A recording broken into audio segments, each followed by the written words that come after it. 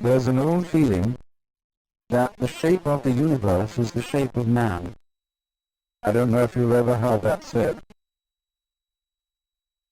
That man is the microcosm, and that the universe as a whole is the macrocosm. Now, as you plumb out into the universe and explore it astronomically, it gets very strange. You begin to see things in the depths that at first sight seem utterly remote. How could they have anything to do with us? They are so far off and so unlikely. And in the same way, when you start probing into the inner workings of the human body, you come across all kinds of funny little monsters and wiggly things that bear no resemblance to what we recognize as the human image. Look at a spermatozoa under a microscope, the little tadpole. And how can that have any connection with a grown human being? It's so unlike, you see. It's foreign feeling. And you get the creep sometimes, the foreign feeling about yourself, if you feel your own pulse. Or if you're able to look at an X-ray in some way of your inner organs working. They're all strangers to us, we don't know about it. And they give us the creeps, as if they were, coming across some weird insects in the dark. And that sort of feeling. But what we will always find out in the end, when we meet the very strange thing, and we look into the distant reaches of space, there will one day be the dawning recognition, that's me. Why, that's me. And the whole game of the universe, you see, is to appear as strange to itself as it possibly can. That's how one keeps variety going, that's how one keeps wonder going, and all kinds of exciting development. How different can you get? In the beginning the Lord said, get lost to himself, you see. So, we shall find, for example, that space that you see all around you and containing you. And you can feel space in many ways. Space is not only something that comes through the eyes. The movement of your arms, if with closed eyes, as for a blind person, is his way of knowing space. And you can hear space audibly. Lots of sounds appear to be in restricted spaces or ample spaces. And silence that goes with sound corresponds to space. And even St. Thomas Aquinas, that old Catholic theologian, said that good derives its virtue from evil, just as it is the silent pause that gives sweetness to the chant. So, but space, you see, that seems to contain, space is one's mind.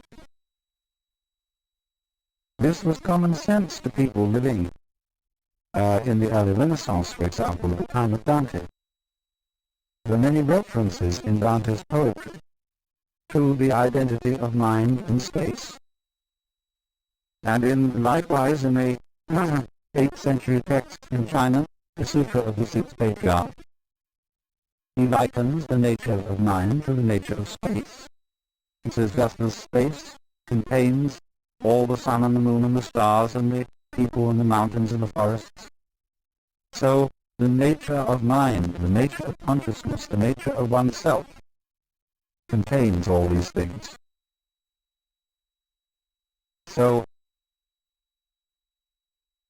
you see that if you think that way, you have an image of man that is global, that is very different from the image in which man is defined as bounded by his skin. That's a prejudice. We think now, for example, I have my own private thoughts. Well, nobody has private thoughts. Because one thinks in images and words, and these words and images are derived from the whole thought structure of the society in which you live. We think thoughts. The domain of mind is very similar to the grid structure of an electric power supply system. You know, what happens is there's a network of power stations and transformers so arranged that if one of them gives out and fails to supply a certain area, immediately the grid connects them with other sources of power. And in rather a similar way, our minds are connected. Let's take one very obvious example of it. What Northrop Frye calls the order of words. The order of words is all existing literature. Both rhetoric, what is spoken, of course, and what is written down. Now, it's his theory that as a scholar of literature, the history of literature, he can take any piece of writing of a reasonable length and tell you when it was written. Because everything that is written and said is inescapably related to the whole order of words. And it's amazing what little things you might not notice would give you away. Because we can say, well, obviously he has read this, thinking, say, of a particular novelist or poet, so it must come after the date when that novel was published. But he couldn't possibly use an expression like that, say, for example, that it was a capital day. He would never use that expression living, say, in contemporary 20th century America. That's a Victorianism, or it's an Edwardian way of talking. And so by all sorts of little tools like that, the scholar can pin down a piece of writing to when it was written. See? That is because every individual piece of writing is a function of all writing that's being done. Well, now that's a very specific and almost crude illustration of something that's going on in a far more complicated way than that. It isn't only all writing, all thinking is being done in relation to the total order of thought. And in a still more subtle way, all living is being done in relation to the total order of life, to what de Chardin calls the biosphere, and it goes way beyond that, because of the vast interplay of what we now call gravitational and electrical fields, which embrace everything that there is. That is why the ancients, when a person was born, cast his horoscope. That was a map of the universe at the time of that person's birth, and therefore it was a drawing of his soul, because the soul is not inside the body. The body is inside the soul. The soul, your soul, is the whole universe as it is focused upon your organism. Now, of course, astrology is a very primitive science, and it interpreted the influence of the universe upon the individual in very crude ways, and it works mostly by good guesswork on the part of the astrologer. If you know how to tell fortunes at a fair, you will find out a great deal about how all these predictive psychic sciences work, because the client invariably gives himself away, either by his anxiety to be told the truth or by his anxiety to conceal it. They work equally well. But there is, you see, underneath the astrological notion, a sound idea that the true map of the soul is the picture of the universe surrounding the individual. It isn't necessarily your soul is not the picture of the universe just at the moment when you were born, you see. It goes along all the time you live, because the whole thing expresses itself through you.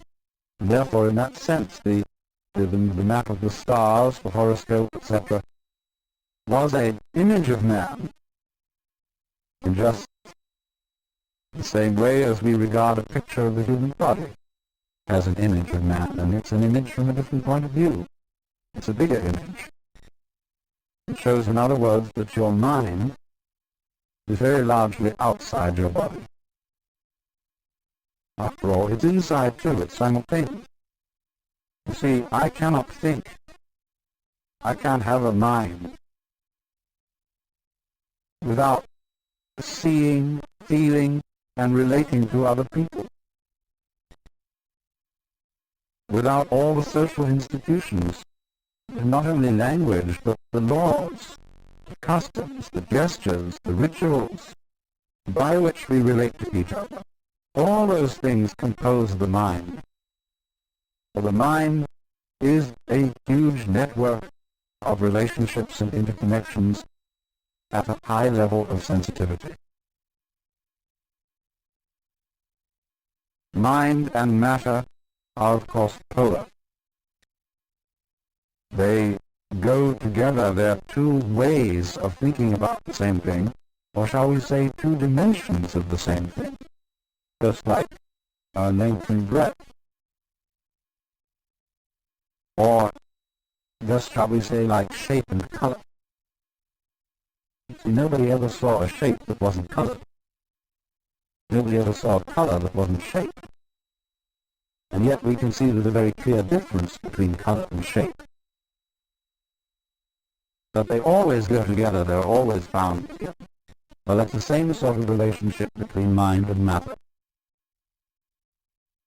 And the difficulty that people have in trying to reduce one to the other, and saying, well, the world is only material, or saying, on the other hand, that it's only mental, is the same difference you would have in trying to reduce all shapes to colors, or all colors to shapes. Shape and color are made for each other, like a marriage made in heaven. They go together so perfectly, and yet stay so marvelously different. That's why the Buddhists say, difference is identity. Identity is difference. It sounds goofy, but it makes a great deal of sense, because what it's saying is a relational thing. That you don't know what identity is unless you know what difference is, and you don't know what difference is unless you know what identity is. That relationship between so-called opposites is called in the Chinese technical Taoist vocabulary mutual arising. So they say to be and not to be arise mutually. High and low are mutually positive. Long and short are mutually delineated, and so on.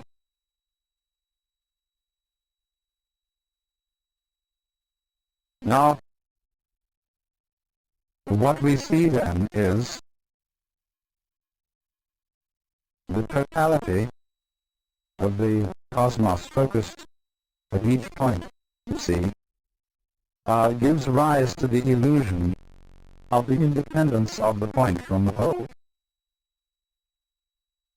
Just as the human being, by virtue of having an enclosed epidermis, and to be able to walk instead of having to be rooted to the ground, presents the illusion of being separate. And so that's why I asked Vada to do these demonstrations last night, because he showed visually the interdependence of the figure and the background, and how the two play together.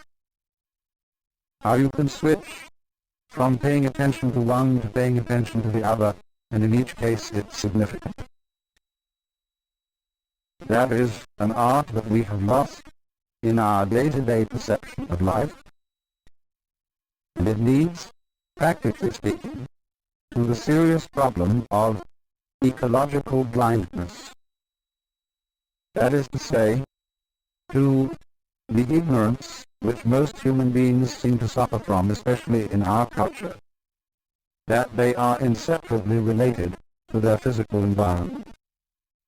It looks as if we aren't. It looks as if we can go out with bulldozers and insecticides and every kind of a gadget and make over our physical environment as it suits our whims. But then we discover to our consternation that we've upset all sorts of balances. That the house we made such a nice flat lot for on the hillside suddenly slides down the hill when there's a rainstorm because we took away all the shrubbery that was binding the hill together. And you know, this happens in Hollywood every day. And nobody ever seems to learn. And that's, you see, this immense importance of overcoming the illusion of separateness.